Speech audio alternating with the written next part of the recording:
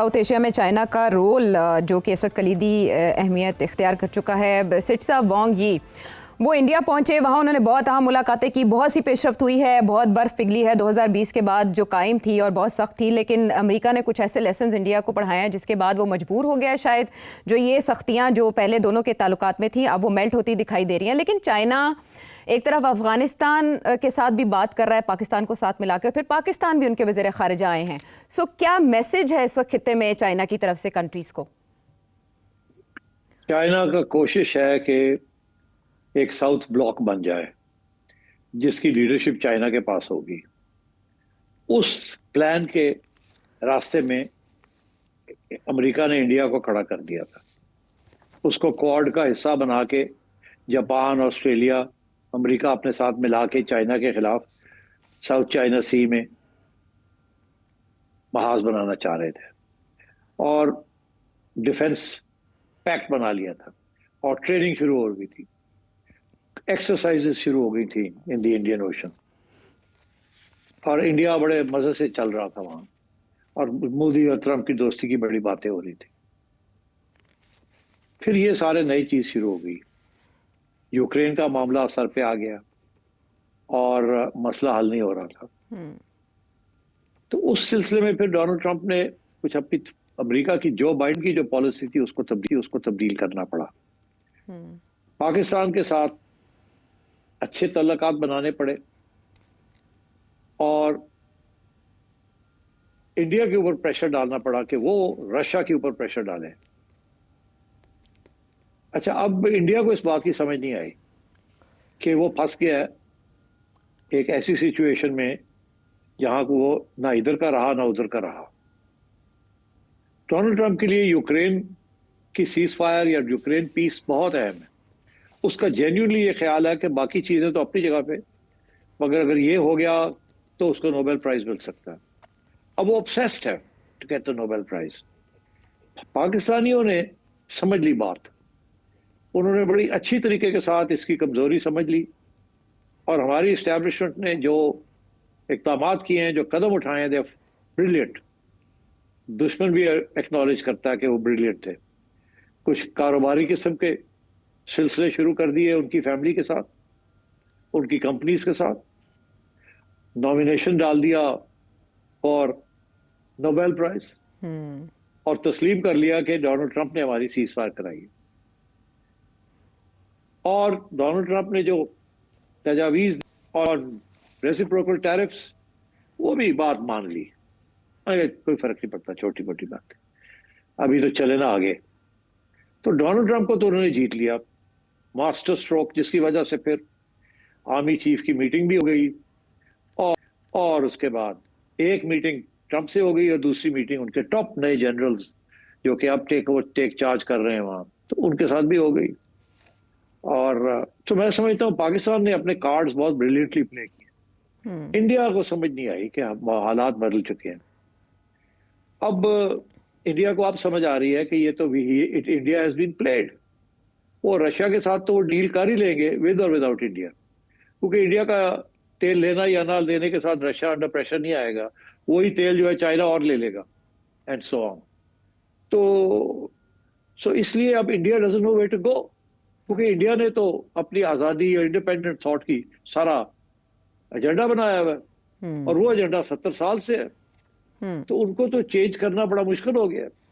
हमारे आजकल के लीडर्स ये कहते हैं हमें तो ये करना आता है, we know how to balance. पहले हमने अमेरिका के साथ भी बैलेंसिंग एक्ट किया है over Afghanistan, over nuclear programme वगैरह वगैरह, और अब हम balancing act over China, Russia, सब कुछ कर रहे हैं। तो आई थिंक तो एक्सपर्ट्स हैं how to do the balancing act. India ने कभी बैलेंसिंग की नहीं, तो अब इंडिया को भी समझ आ रही है कि बैलेंसिंग करने की जरूरत पड़ गई है। तो इंडिया ने अब सोचा कि हम क्या करें। आज कुछ लोग हैं इंडिया में, वो ये कह रहे हैं इंडिया को कि ओए बैलेंसिंग ना करो, सीधे अमेरिका दे आगे जाके लम्बे पे।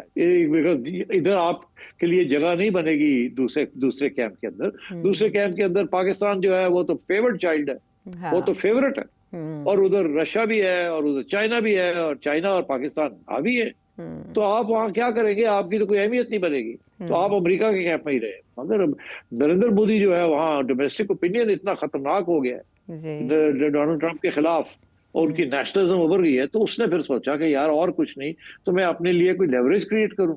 तो वो उठ के जनाब उन्होंने जाके चाइना को कहा अस्सलाम वालेकुम, हम आ गए हैं।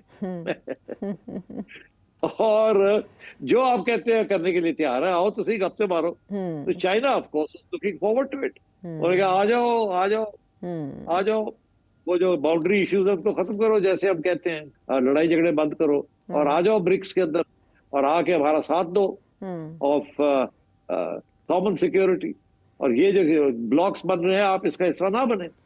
तो अब इंडिया जो है वो पहुंच गया चाइना, और चाइना इंडिया पहुंच गया। अच्छा, इसके साथ अमेरिका जो है वो अब समझ नहीं आ रही उसको कि ये तो उल्टा हो गया है, हमारा ख्याल था इंडिया हमारी तरफ आ जाएगा, वो इंडिया उधर उठ के चला गया। तो अब मेरा ख्याल है डोनाल्ड ट्रंप और भी थोड़ा सा डेस्परेट हो जाएगा कि जल्दी से रशिया के साथ कुछ सेटलमेंट हो जाए, नहीं तो इंडिया भी हाथ से निकल जाएगा। और वो जो साउथ ब्लॉक बनने जा रहा है लेड बाय ब्रिक्स, वो उसकी अहमियत दिन ब दिन बढ़ती जा रही है। और इंडिया का चाइना के साथ सेटलमेंट करना, ये तो रिवाइवल हो रहा है ना RIC जी, रशिया इंडिया चाइना का जो ब्लॉक है, जिसके बारे में अब मीटिंग शुरू हो गई थी, वो काफी अरसे से वो सोए हुए थे, अब फिर से वो एक्टिव हो गया है। तो मेरा ख्याल है कि इंडिया जिसे कहते हैं ना लेट अराइवल है डिपार्चर लाउंज में, और अब पहुंच गया है, और अब वो हाथ पैर मारेंगे किसी तरीके के साथ कि वो ये साउथ का जो ब्लॉक है इसके अंदर भी उनकी कोई अहमियत हो। मगर मैं समझता हूँ अभी वहाँ जो अहमियत है वो चाइना की है, पाकिस्तान की है और रशिया की है। तो रशिया हेल्प करेगा इंडिया को, इसमें कोई शक नहीं है कि इंडिया भी आ जाए।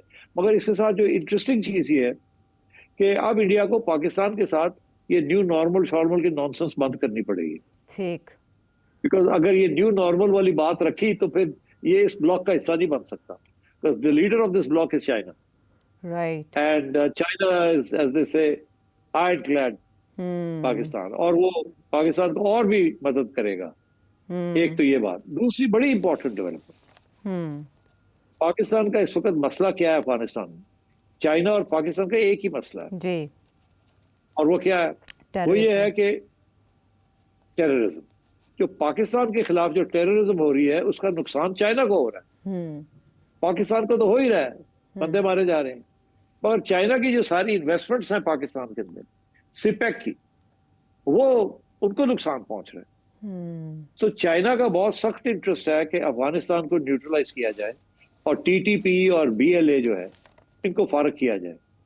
और इनके सबसे बड़े सपोर्टर्स जो है TTP के और BLA के, वो इंडिया है जी। तो आई थिंक अब इंडिया के ऊपर चाइना जो प्रेशर डालेगा कि न्यू नॉर्मल का नॉनसेंस बंद करो और अपना हाथ निकालो from helping the TTP and helping BLA। तो मेरा ख्याल है कि इंडिया को अब समझ आएगी कि ये न्यू नॉर्मल और जिस किस्म की उसकी फॉरेन पॉलिसी थी इन द रीजन, ये नहीं चलेगी। और अब वो अमेरिका के पास वापस जाएगा तो डोनाल्ड ट्रंप जो है वो माफ नहीं करेगा कि आप उठ के चले गए थे चाइना के पास। तो इंडिया को अगर उसने साउथ ब्लॉक में आना है तो पाकिस्तान के खिलाफ टेररिज्म बंद करवानी पड़ेगी और अपना हाथ निकालना पड़ेगा from BLA and from TTP। Number 2, अगर अफगानिस्तान चाहता है कि वो एक उसकी रिकग्निशन हो, चाइना ने जो शुरू किया है मामला और जिसको पाकिस्तान को साथ लेके चल रहा है और रूस को बनाएगा, कि अगर अफगानिस्तान ने nation state normal nation state बनना है तो उन्होंने ये टेररिज्म की एक्सपोर्ट बंद करनी है। और अब TTA की जो हुकूमत है उनकी तरफ से भी बयान आ गया है कि हमारे जमीन से कोई टेररिज्म नहीं होगी। तो आप देखते चले, इसमें अब इंडिया को पीछे हटना पड़ेगा, BLA को निपटना पड़ेगा, TTP को निपटना पड़ेगा, चाइना, पाकिस्तान और रशिया, अफगानिस्तान मिलके सेंट्रल एशिया की तरफ रास्ते निकलेंगे, मार्केट्स बनेंगे, ब्लॉक्स बनेंगे। तो मैं ये और China will be the predominant power in this region and India will have to come to terms with this.